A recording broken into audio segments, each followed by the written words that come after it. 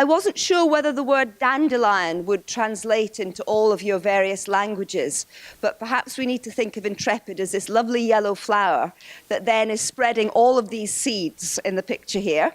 And so this is Olivia's, I think, suggestion that this final session, we started earlier this morning, but we conclude this today talking about how we are spreading the Intrepid seeds. So these are the seeds that we are spreading, and we have 3 speakers intrepidly, seeds going intrepidly.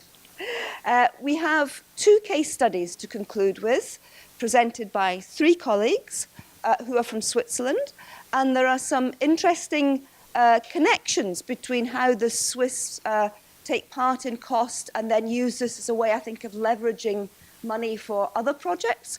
And so we have, first of all, Tobias Burser, who is based at the Swiss National Academies. He'll also be very well known to anyone who's attended the TDNet conferences, because he takes a major role in those. And Tobias is going to talk about Swiss cases funded by Cost Office, and he'll be talking about stakeholder motivations. And then we have a joint presentation to conclude from Pauline Plagnat and Patrick Naef. Pauline and Patrick are from the University of Geneva, and they again are going to be talking about meaning and motivations of ID actors. So we're expecting each of these cases to be presented in about 15 to 20 minutes. And in between time, we'll have maybe 10, 15 minutes of questions, but let's just see how things go. So I'm going to pass the floor over on to Tobias. Thank you. Thank you very much, Catherine. You'll put it up. So it was really a great opportunity, as Cost Switzerland is funding research as the last country standing doing this within cost actions or related to cost actions. And with a large project team we put together, Christian Paul as PI, Stefan Rist and Florina Schneider from CD of University of Bern, Merit Polk from Göteborg, also Lars Lillet was part of Mr. Futures and is coming from the city of Göteborg. Initially, then Sylvia Tobias as one of the cases we are looking at, research leader, and Roderick Lawrence, you all know. So we have a nice large team around the topic, and I put it a bit larger than just the motivations, because the motivations are just one of the topics we're looking at. We're looking at stakeholders' perspectives on transdisciplinary projects, and this within urban and peri-urban development.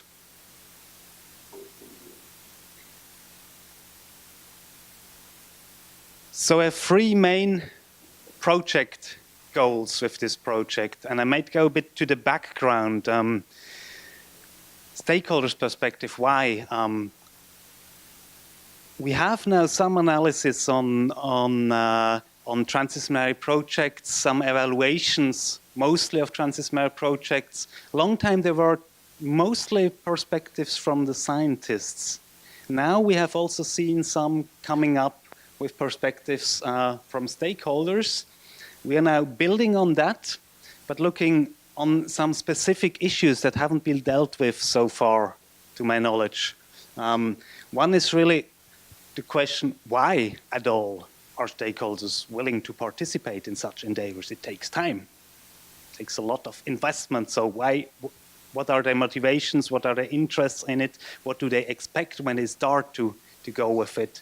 And then looking into it further on, what do they perceive as important within such processes? What do they value within such processes? And that links then also back towards questions, how do we design, or how can we design transdisciplinary projects and processes in a way that is attractive for all participants we are trying to engage with.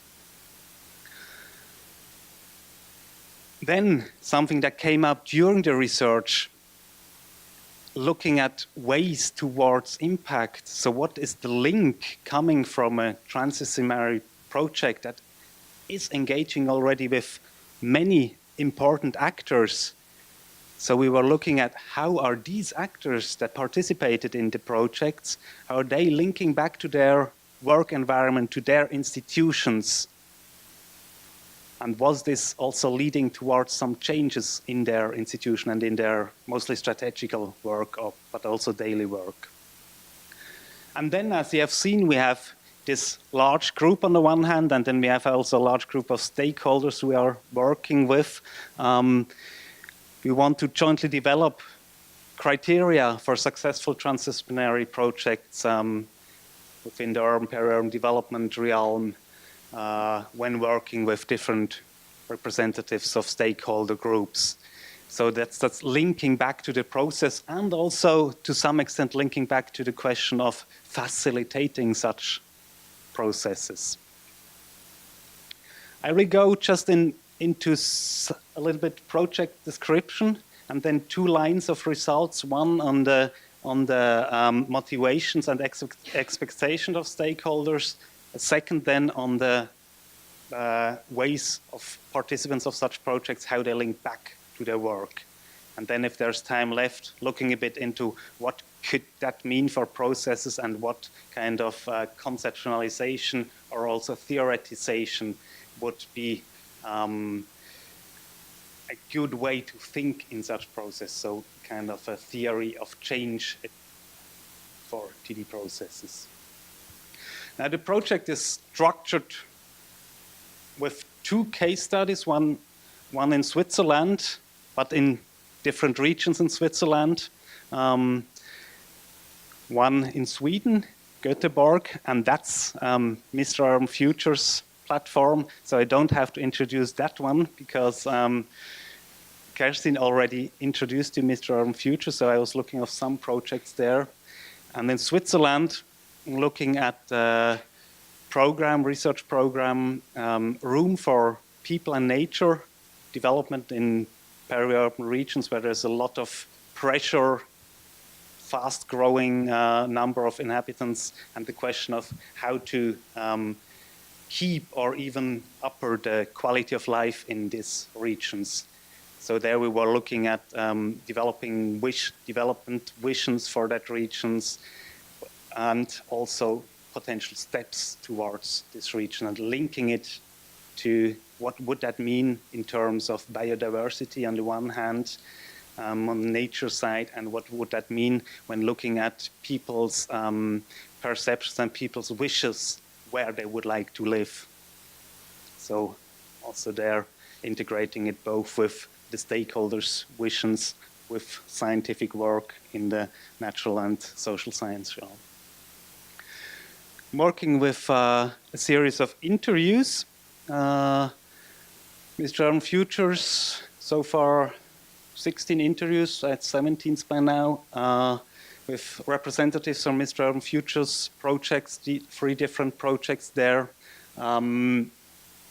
It's mostly administration, different levels of administration, city level, regional level, and the central level of regional governance. Then also some of the program leaders, because as Kerstin already mentioned, they had project and also program leaders coming both from science and practice. In Switzerland, also working with interviews, a bit less interviews because there we also already had done evaluations with working with a group of engaged stakeholders, so there we have more material. And then we are also having workshops in the regions where we are working on some specific points that came out from the interviews and fostering these ideas towards how can we improve transdisciplinary processes. So some observations on the sample. It's qualitative work, it's very important to say, and so you have to think it's people that are willing, were taking part in at least one transdisciplinary project, some in several. So it's experienced people in transdisciplinary projects, and they were willing to take an interview with me or to come to a workshop. So it's motivated people to reflect also in it. So it's not looking at a representative of all the people that you could look at, but it's the ones that really have experience with such projects and interested. And I found a large number of people you could name, either boundary spanners, boundary persons, boundary dancers, that have both experience within and without academia, within administrations, or even policy people or politicians, even some now.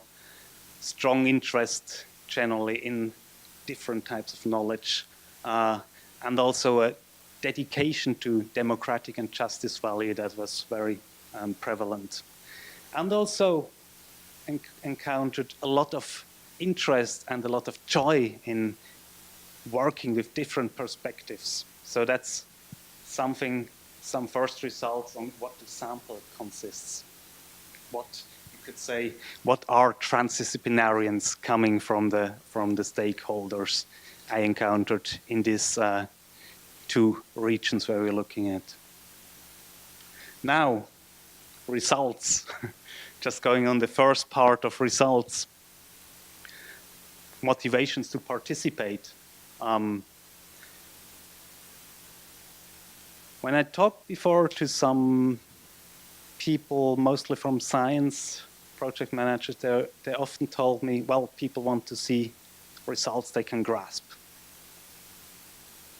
Now, when interviewing the people, for most of them, this wasn't coming at first point. It came at some point. But what always was mentioned with all the interviews is the topic is important. If it tackles important questions, often strategic questions that are relevant for the own task, for the own organizations that are going into strategic ways the organizations is at, that's one motivation to take part in such a process, which is then also linked to being able to shape also the questions in detail. Another thing I found that was a motivation to go into such processes was administration and politicians tackling projects or developments that were perceived having higher complexity. For example, a community that now has about 30,000 inhabitants planning for a town, or it's even a city of 25 to 100,000.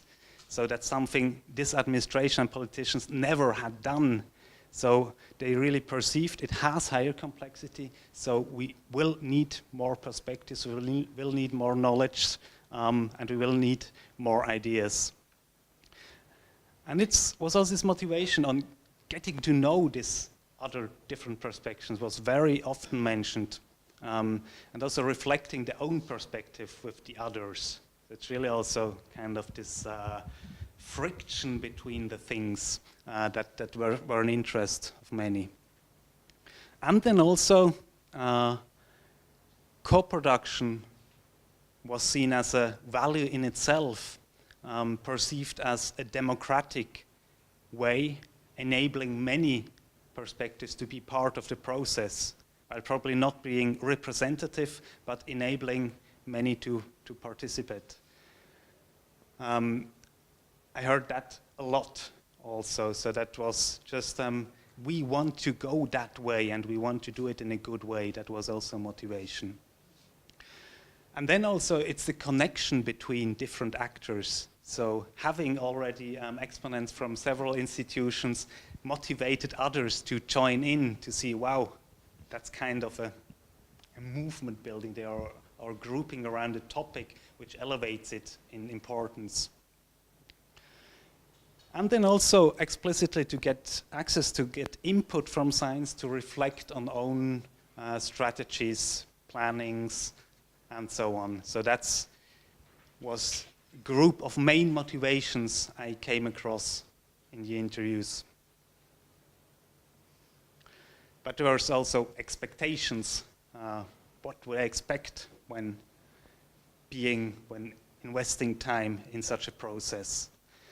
And especially in Sweden, it was mentioned often because there they were integrated really in processes that were explicitly labeled as transdisciplinary co-production processes.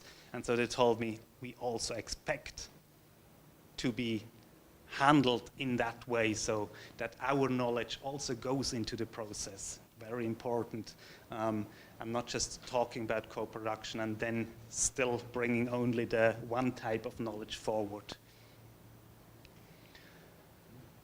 And the very important thing also, when in such a process, they wanted to be respected as expert in their domain. A very important starting point that could really deviate success from failure from the very beginning. I had some interviews that told me that, yeah, they didn't feel respected in their way. So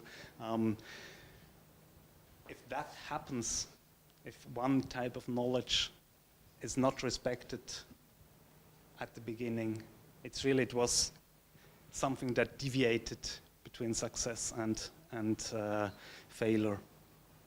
Then it also came there by that ranking, results that are useful or concrete. That is something that people are expecting, not all though. But especially when they were going towards, for example, developing a climate strategy for the city or for the region, then they're expected that this process is having this as an output. So there was clear it should be concrete. But also, and that was nearly prevalent, broaden the horizon. So not just narrowing down to things. Then, as I said, being part from the beginning or being able to frame the project, the goals, was important for quite some, not for all, for some when they have seen, okay, it is the topic I'm interested in, then it wasn't necessarily so important. And they will also expect flexibility of scientists and the inclination towards real-world challenges, not just in the process suddenly step back and say, well, in the end, whoa, it's stressful. Now I just have to do my write up my publication, and oh, your challenges are not anymore important. So that's some of the expectations came across. Now, how do stakeholders link back to their institutional context? So ways towards impact, we could call it. That's just from a workshop we had in our group where I presented some of the results and we were then discussing it, and that's how I structured it now.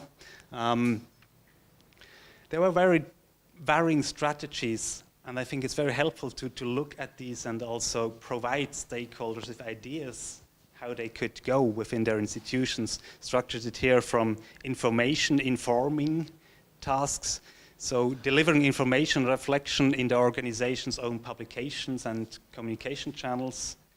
Then another step was enabling consultations, or some stakeholders initiated working groups, either in one department or even interdepartmental working groups, where they were looking at several co-production projects that were going on and exchanging on that. Very valuable.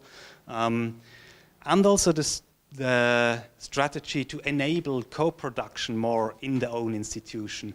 That was mostly encouraging employees to take part in such undertakings, and not just encouraging them, but also to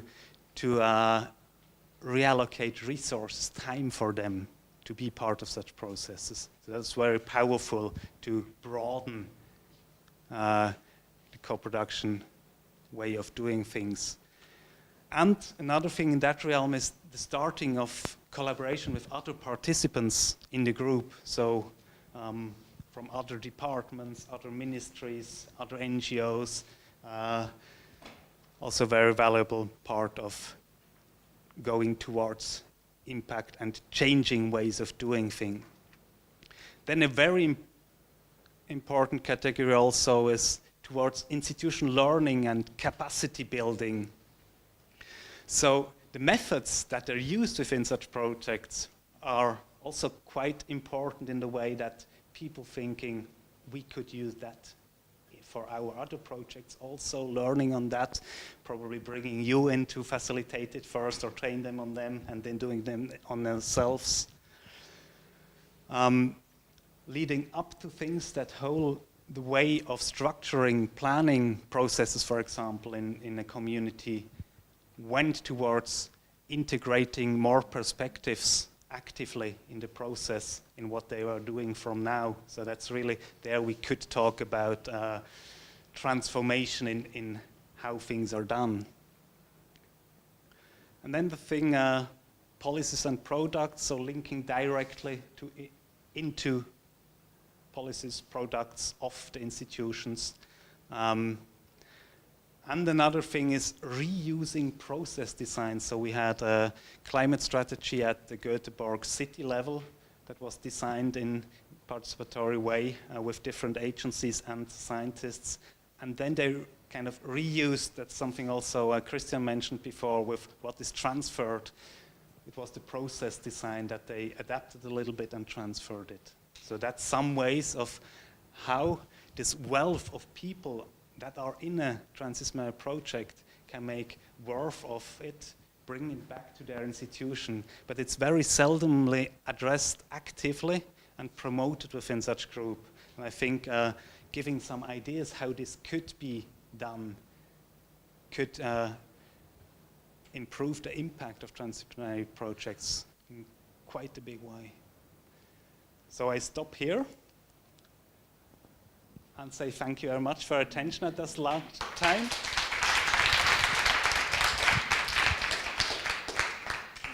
How is it linked to knowledge management? Have you been using principles from that area, or it's empirical? It's linked with knowledge management? The answer that came. So, but for me, you could put it under that label. Yeah. Yeah. Now, if that is the case, what would that require for us to ensure that that is maximized as an impact? Yeah, thank you very much for that question. And yes, I think it is one of the values and chances to enhance impact, exactly as you said, just to start with. And for me, one of the things is conceptualizing a transdisciplinary process as a process that enhances, that is enabling, that enhances agency of all the participants. So thinking in that, when bringing people together for the different interest groups, what could that mean, helps for me in designing processes and specific events. Also thinking where would it be enabling, where would it enhance the agency of the people participating in community matters. You could also talk about empowerment there for its increasing agency or capabilities. Can think in different concepts, but really it helps me to design events and really thinking in that what would be enabling. And by the way, also when conducting trainings. What would you say that your research so far has confirmed or contributed something new? We're assessing projects, evaluating projects, also something we did in before. So this question asking why would you even come in, what is it why you want to participate, that's quite a new one. There is one publication that is in that direction, but still it's to capture that, which I think is quite important because we have our assumptions about it, and probably rethink these and also know that it's different from actor to actor is quite important. And the second one is really the second point, is this thought of how can we enhance the impact of transdisciplinary projects using that huge potential of the actors involved. That's something new that has been thought of. Thank you. I think there might be some common themes between Tobias's talk and the one that follows. So you might have some other questions prompted by our next speakers. what I would say, an interesting question from Roderick there, and this idea of motivations, far too late in the day to go on to this topic, but in the UK we don't use the term transdisciplinarity, but we do talk about impact and what impact our research has on non-academic audiences. And we also have a great concern about stakeholder fatigue because we keep going back to the same stakeholders. So, but this is, as I said, a big topic for later perhaps. So I'm going to thank Tobias for his contribution. Thank you very much. And I will invite Pauline Plagnat and Patrick Naef to come and give their presentation. And we hope that the alternance of the speaker is going to keep you up through the presentation. So our project is directly linked to the INTREPID action, and it's a project that is led by the University of Geneva by Professor Jörg Balziger with Frédéric Darbel, which is a specialist of inter- and transdisciplinarity discipline. So that's why we begin with these two. Okay, so Professor Jörg Balziger, who is a specialist of sustainable development and interdisciplinarity. Professor Frédéric Darbel, which is the head of interdisciplinarity unit at the University of Geneva. Philippe Aberli, which is a pedagogical advisor. And Patrick and I were the researcher on the case. So we are completely embedded within the action cost, and so our project is relying on the two main definitions of inter- and transdisciplinarity that have been posed by Frédéric Darbel. That interdisciplinarity involves a collaborative and integrative approach to a common object, and transdisciplinarity transcends disciplinary boundaries, but who brings together all type of actors. And so that's why we thought we needed to put this down before introducing the rest of the project. Our main question is about how can non-academic experts can be involved in the successive stages of the programming and funding cycle in research and teaching. Meaning that we hypothesis that if we can introduce non-academic actors in all stages of the programming of research and teaching, maybe we can change some practices towards more interdisciplinary practices. And that's what we want to try to analyze, how to close the two loops, one loop about research and teaching, to change, introduce new pedagogical tools and changing research behavior through non-academic expert knowledge sharing at the funding communities, evaluation, but up to the diffusion of the results. And this should go through the 4 programming and funding cycle: launching, selection and evaluation, implementation, output, outcomes and impacts, knowing that usually non-academic actors always come into the implementation phase. So to try to analyze how these actors are really involved in all this project, we are using 2 tools. The first tool is the adaptation of the Einstein citizen engagement into what we call non-academic expert involvement. How the non-academic experts are involved in each stage that we are, in each of the 4 stages that we are identified: non-participation, degrees of tokenism, symbolic passive participation, or active participation, that means expertise and co-production of knowledge. And the second tool is kind of the goal of the project. The aim of the project is to try to map the different type of practices into these 2 conceptual framework for interdisciplinary and transdisciplinary by analyzing how deep the collaboration and the integration of non-academic actors in each of the phase for teaching and research project can be put, and not to try to say it's good or bad practices, but just to try to analyze a type of practices. Yes, so I'm just going to give you one or two inputs on our research design, on our methodology. So we can break down this research design in like two main parts. First, Delphi process or Delphi methodology. I'll come back to this Delphi on the next slide, because I'm not sure everybody knows about Delphi. I mean, I didn't know about Delphi before starting this project.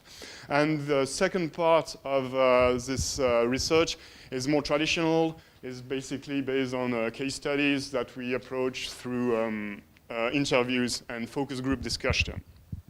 We are trying now to put those two parts together through our results that we are presenting with keywords. So you will get a better idea of those keywords when we'll go a bit deeper in our presentation. So maybe now I'll just go back on this Delphi. So Delphi methodology is coming from the world of management. You know, there's the companies, there's conflicts. So you're going to put like collaborators together and try to reach a consensus. It's a methodology that has been also mobilized by researchers, especially in the field of social science, not to reach a consensus, but to produce data. So there's a different way. It's pretty flexible methodology. There's a different way of doing it. I would say the most important point is iteration. So you can have, like, for instance, so you will have different steps. Okay, you will identify a group of people, and you're gonna, for instance, have different steps. Could be like a focus group discussion, or it could be a survey. So you have different approach. One is more qualitative, more quantitative, and in between every steps, for instance, we're going to organize 4 focus groups. Between every steps, we're going to have researchers who are going to analyze the data and provide to the people in the group, the participants. They will provide an analytic feedback, and based on this feedback, those participants will go back to the thematics. And for the researcher, it's pretty interesting to observe the evolution of this reflection of those participants once they know what has been said before. So we are going to step by step analyze this evolution. So we've decided first. Juste à venir un tout petit peu avant. We decided first. We identified 14 people, stakeholders, that we identified as experts. So from the academic world, professor, researcher, but also people maybe from the support, administrative, who will support researcher, and from the non-academic world, for instance, a researcher who will work for a governmental body, an architect who will be a lecturer. And we went for a kind of mixed method, so we organized 4 steps, so 2 meetings, 2 focus group discussion, and 2 questionnaire who were based on open questions. So still a pretty qualitative approach. And between every steps, we would provide those 14 experts with an analytical feedback of what has been produced as knowledge before. So how did we present this knowledge? So we inspired ourselves from the Einstein scale, and we produced our own scale based on 4 levels of intensity, from non-involvement to co-construction.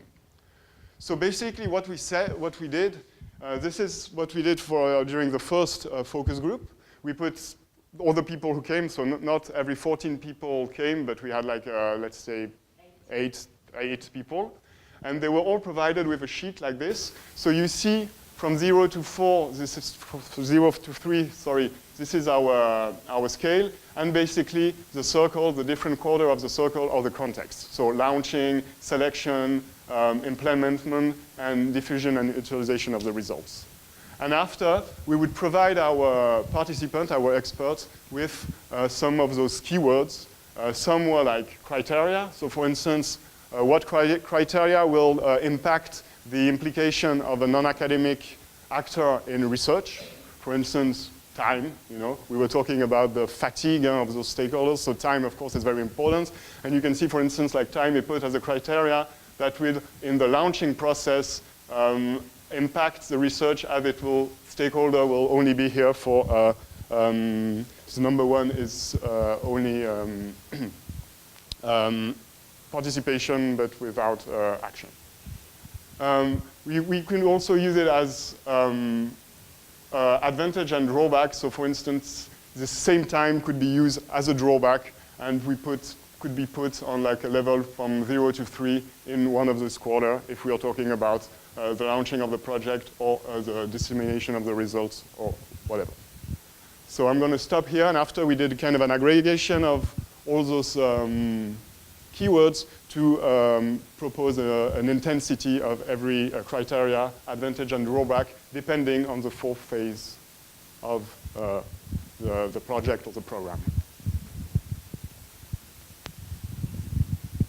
And the step after that was to try to test this type of findings within interviews in teaching areas and in research areas. Meaning that we took first the keywords that was coming out from the questionnaires.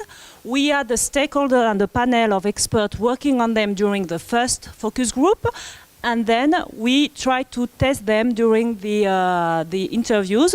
And I was in charge of the teaching, and he was in charge of the research interviews. And what I did during the teaching case study was to try to understand how the program was implemented, how much involved the stakeholders was, the implementation in the launching of the teaching program, the implementation, and then the feedback with the alumni. Essentially. So the main results that we can find during this case study interviews are the fact that we are talking about expertise to academic knowledge. That's the whole thing that we have been talking about. And the actors that are motivating into getting into this transdisciplinary action for teaching was the academic and the non-academic. Okay?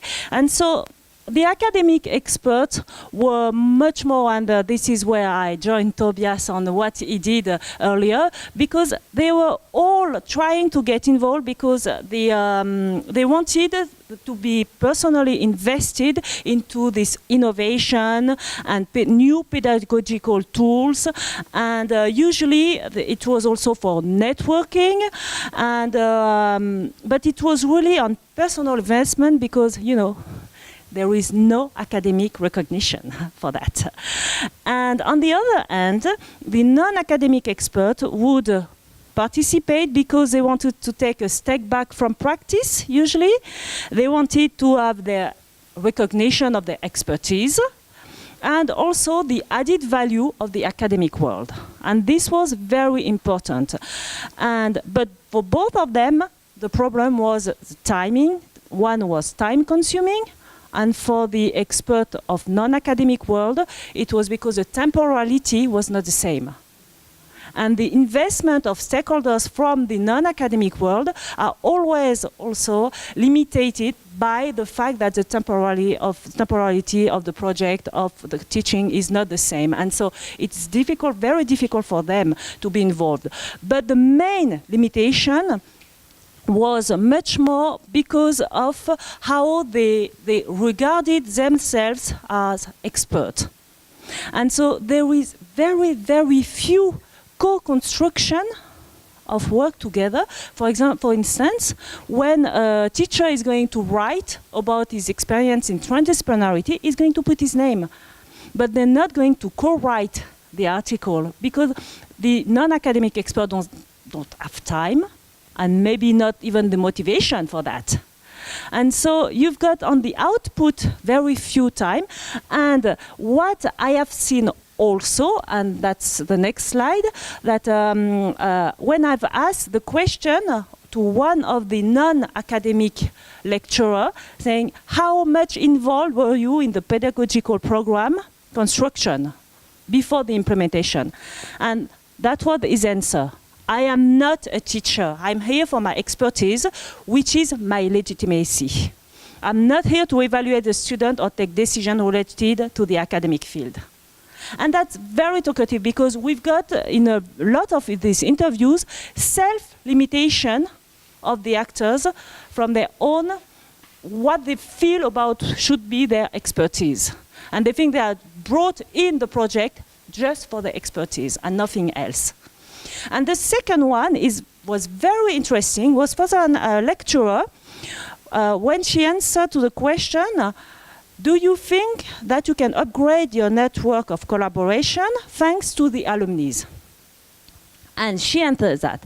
We offer a course in urban planning to complement the initial academic background, but those former students then come back, usually as supervisors. And then they have a richer, a more complete vision of the teaching program. And then we question our own legitimacy as teachers because we are disciplinary teachers and not urban planners when we face those type of students. And that was very interesting. And after the research, we will see how it leads to the final results. Yes, so we have like 5 minutes left, and I think we are more focused here on we are more focused on teaching, so I'm going to go quickly, not going to present all the results that we had in this like research analysis. I'm just going to jump on this idea of legitimacy, because I think it was very important also, basically the legitimacy of, am I an academic? Am I doing academic research or not? And I analyze it in the different research institutions that we have in Switzerland. And I'm just going to give you a few words on this. So first, in this question of legitimacy of who is an academic, I think if I go a little bit in the really cliché stereotype, so you have on one side the professor, who is a researcher in academia, and who's in his ivory tower, who never goes out of his office, totally disconnected from the reality. And on the other side, you have like this amateur, who's doing research, who could be like, for instance, a bird lover, who's going to take picture, upload it on a blog, and he's going to produce research knowledge, and maybe he's going to discover new species of bird, but he's still not an academic, And I think the reality, of course, is a lot more nuanced. We have like a continuum with different actors on this continuum, and we are talking about community-based research, about citizen research now. So it's not as black and white, of course. And I thought it was interesting to look at this in the context of Switzerland, where you have, like, of course, universities, public, private. You have also polytechnic schools, but you also have, like, what we call in French the hautes écoles. I'm going to translate it with like applied science school. Didn't really find a better term for this. And it was really interesting to see that there's a different way of conceiving research, conceiving what is a field, in the field of research, for instance, and that this legitimacy of being or not an academic between university and science applied school can be like very, very different depending on certain factors, and certain of those factors are, let's say, structural. For instance, funding. Like, you don't get the same funding, you don't get the same mechanism to achieve funding. For instance, if we take the main body of funding in Switzerland, it's a lot more difficult for applied science school to get this funding, so they will have other mechanisms of funding. There's also, of course, for instance, the career plan. We don't have the same expectation for a professor in an applied science school. Usually we don't ask for a PhD, even though if this situation is changing, and also we don't really expect the same publication, the same dossier, the same file, academic file for like in regard of an academic, of a university professor. But there's also, of course, another point I think is very important. It's more like in terms of representation, and I think the two quotes that are, or especially one quote, I think is very, very representative of this, and I'm going to close on this.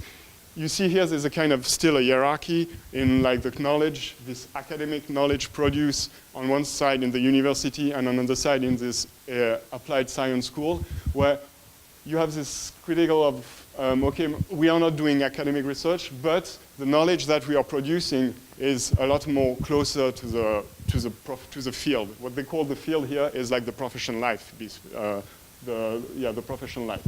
So you have this question basically who is more and more asked in those applied science schools is, should we try to be more and more like universities and taking the risk of being like second zone university, or should we follow in our specificity? It means like a building a student that will be apt for the professional world.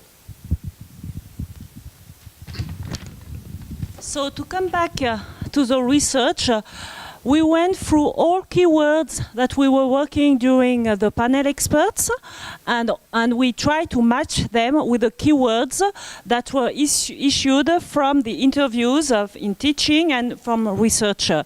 And yes, we've got all the usual suspect keywords. Time consuming, cost to enter into the other type of disciplinary work, and of course the misunderstanding between the people. Yes, we've got always the same type of usual suspect on that.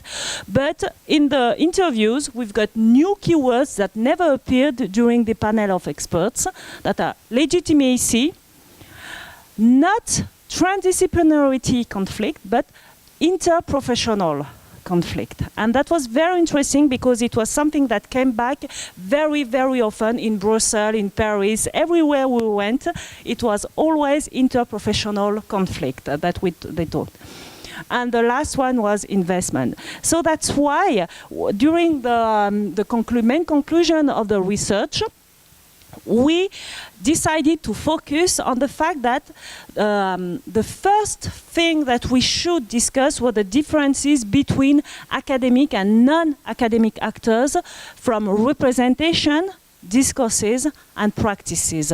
Why? Because in the discourse, every time we were trying to talk to people, there was always answering that the distinction between academic and non-academic when talking about urban issues was virtual.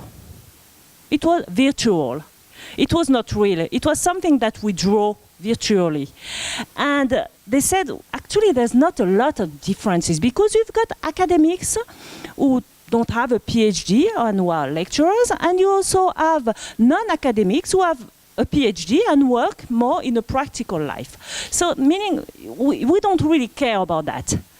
But when we analyze the practices, we can see that this virtual categorization, this artificial frontier, is made real by the institution, by the form of the collaboration, and there is a real categorization of the actors through the self-limitation of their expected legitimacy.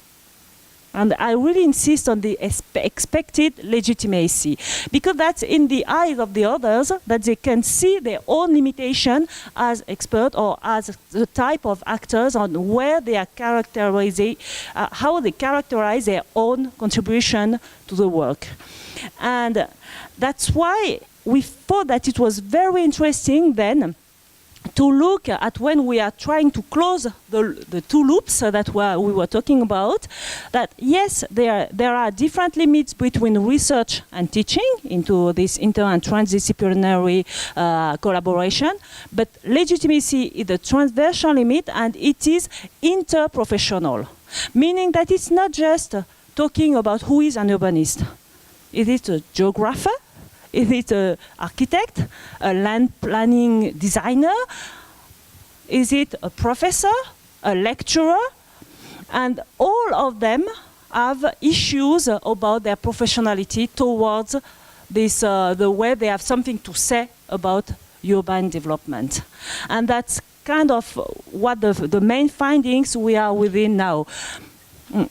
So now the last one.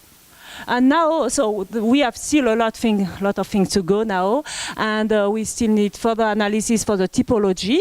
But the next step, I'm just putting it in, because we organize a conference in Geneva, La transdisciplinarité au prisme du développement urbain durable, which will be held in French and in English, but with no translation. But you can, if you want to apply for this, you can send me an email. You've got the email, and thank you very much.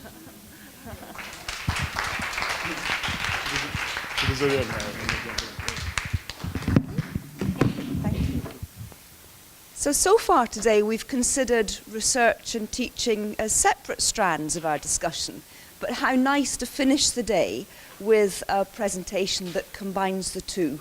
And so I invite questions for Pauline and Patrick, or perhaps if you have any questions left over for Tobias. As a very, very key outcome. So my question there would be, what would that mean if this is really a problem we have, or an issue or a challenge? So what does it mean for how we design such processes? Transdisciplinary, how do we have to involve them in a different way? Do we have to clarify roles? Do we not to have to clarify roles? Should we leave that open, you know? So how can we, if that's a problem, so how could we address that?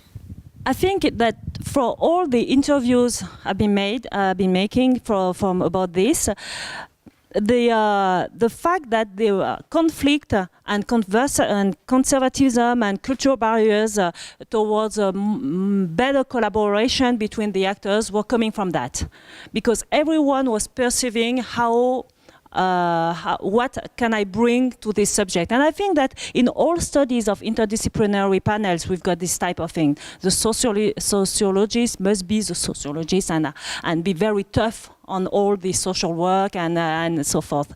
But here we've got on urban development, sustainable urban development, we've got something else that is coming up.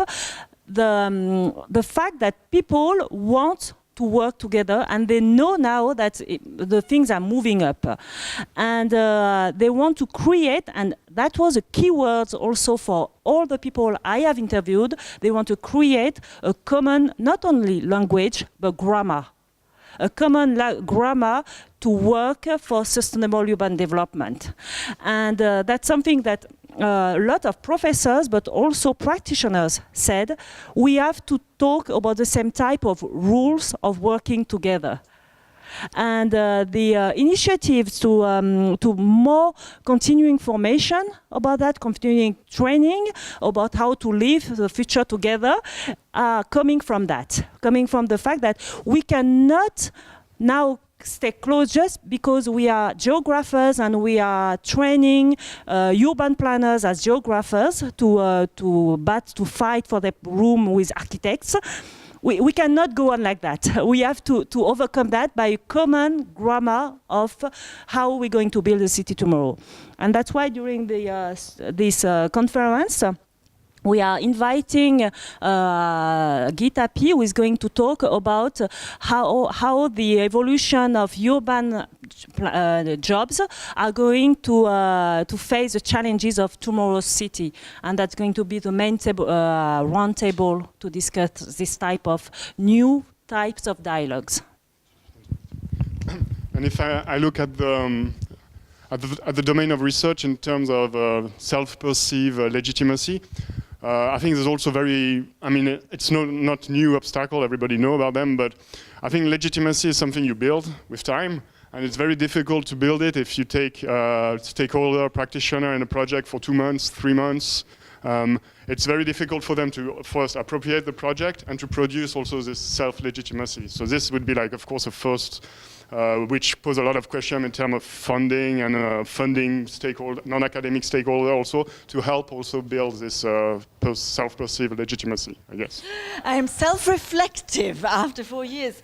I'm just thinking that I hope you'll be around tomorrow, because some of the conversations, it's like very different perspective and entry point, but I think it will be very interesting to have you in the discussion tomorrow in terms of the kind of knowledge, these tensions, what is urban studies, who is involved, and who is bigger than the other, and stuff like that. So thank you very much for raising. I see that Josephine had to feed her baby, so she's not here, but she'll be very interested. I am very interested in using labels, because last October I had the opportunity to share with Peter Senge.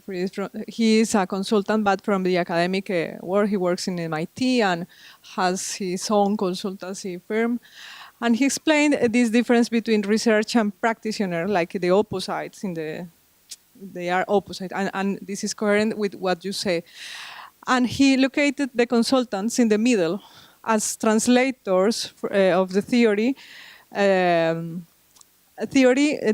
being translated to tools to be used and facilitated for practitioners. So they get this founding.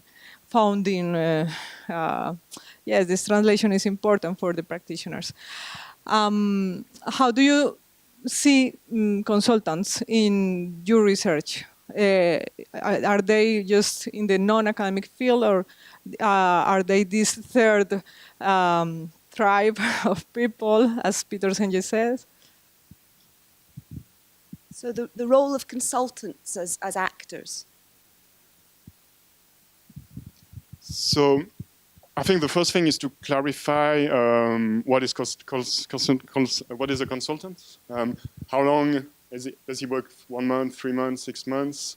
And after, I mean, I'm a lot into this time dimension. I think it's very important. I think if you take, in what I saw and the lot of critics that I had on the fact that non-academic were not well integrated, one of the main, I know, something that would come up very often is we are not paid. You know, we are like volunteers here, or we are just like subjects, or more like objects of the research. And I think, well, first difference here, I mean, a consultant, he gets paid. You know, so I think this makes also pretty good difference. And yeah, after, I think the time you spend in a project makes it difficult to define, well, is he starting to be a real collaborator of a project, or is he only a consultant? I think it's also how he's going to be integrated. Is he going to tackle only one specific thematic, I guess? So this is just kind of reflection I have now, a bit like this, because I must say we didn't really, I mean, I didn't really interview like somebody who was presenting himself as a real consultant, but I think like this idea of putting it in the middle is interesting, of course, yeah. And I think the role of consultant in academic research is because consultants are not only working for international organizations and so on. I think it's indeed a very, very interesting topic that we maybe should go a little bit deeper in, yeah. And probably that they are the only one who are co-producing the knowledge at the end about the output. When you try to write an article or something, and you've got the consultant who has already written a report, then you can integrate it better in the co-production also. Thank you. I think I'm seeing two final questions. Marita, did yours follow on directly on this consultancy topic? So we'll take you first, and then Alistair. Yes, is that I work in a place that with a lot of urban planners, and actually many of them have like a hybrid profile. They can be teaching, they can be consultants, they can be practitioners. And how do you choose? I mean, why there are not more hybrids in your research? The role of people who have hybrid roles. We had a lot of them in our research group, especially in the teaching field, because it's a new pedagogical tools, and that means that they are entering through the teaching inside this. And we had I have interviewed a few of them who had a PhD in urban planning, and they are half-time practitioner in a urban project. And so it was very interesting because they were always kind of like a consultant, putting themselves aside. And so you've got a few people who are saying, well, I'm much more of an academic because I'm using my practice to teach and to be able to then raise the level of university. And we had also others who were saying, okay, now I'm getting my life with my practitioner, and sometimes every 6 or 7 months I quit. I just close my cabinet, and I'm going to take a step back and try to write in a blog or something about how I analyze the evolution of my work. So you've got a few people who were like that, and so they were the one who were very rich to interview also with all this type of analysis we had. Thank you. I just wondered if you could elaborate on the interprofessional conflict a bit more, because I guess it strikes me that working on transdisciplinary projects, sometimes as academics we can assume that the non-academics are homogenous somehow. And we're aware of our disciplinary conflicts and boundaries, but we think, oh, all developers will be, they'll talk to each other and they'll do stuff. And then I'm working on a social care project, and the social care providers don't talk to each other at all. They're completely separate because they have conflicts of interest because of how they get their funding and so on. I just wondered if you could talk about, is that what you were getting at in part, that as an interprofessional conflict? So any highlights or examples without giving away confidentiality, perhaps, about... Now, these interprofessional conflicts were given by two kinds of interviews. One with a practitioner, which is not a practitioner actually, was a political guy. And he said, when I was politician, I could never get to work together with all the bodies that are involved in the planning of my city. So I've decided to launch a training program so they can work together, and he was very, very proud of himself because then he managed to build interprofessional teams who then were working together after the training. So he said, okay, now that's something that was needed. And the other one who was talking about that was a lecturer who is total academic, but who was working with non-academic actors, and who said, actually, I don't see much less conflict with me as a geographer and my other colleagues who are not geographers, and the different type of consultants or supervisors who are working as urban planners. And I see exactly the same type of tension between them, so that's why I'm going to call them interprofessionality. So that's through the interviews and example of what was happening during the class, during when they were teaching, when they were confronting their ideas, that we can see that. And the one who were not talking about that were the geographers, who were just geographers. We say, okay, no, why should I talk with others? I mean, we are geographers, we are training people to be urban planners, and they can get the people. I mean, we are just geographers. And they are the only one who are not talking about the tension, interprofessional tension. So we said we'd aim to finish around 5:30. Can we just thank Pauline and Patrick for their final contribution?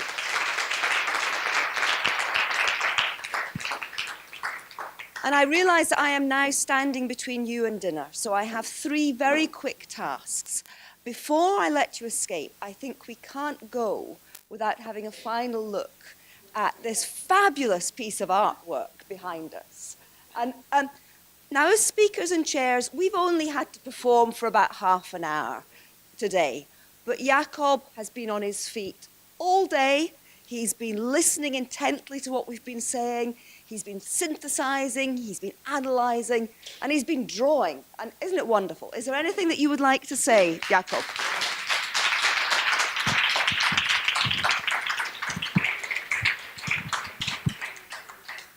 So yeah, please integrate that into your process and use it for tomorrow as well, that we can draw back from today into tomorrow's conversations.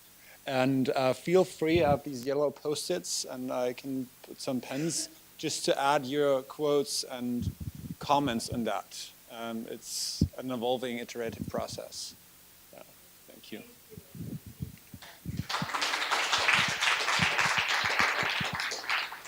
And Jakob has some business cards with him, so if you're organising a workshop where you're looking for an expert facilitator, perhaps he might be interested to talk to you.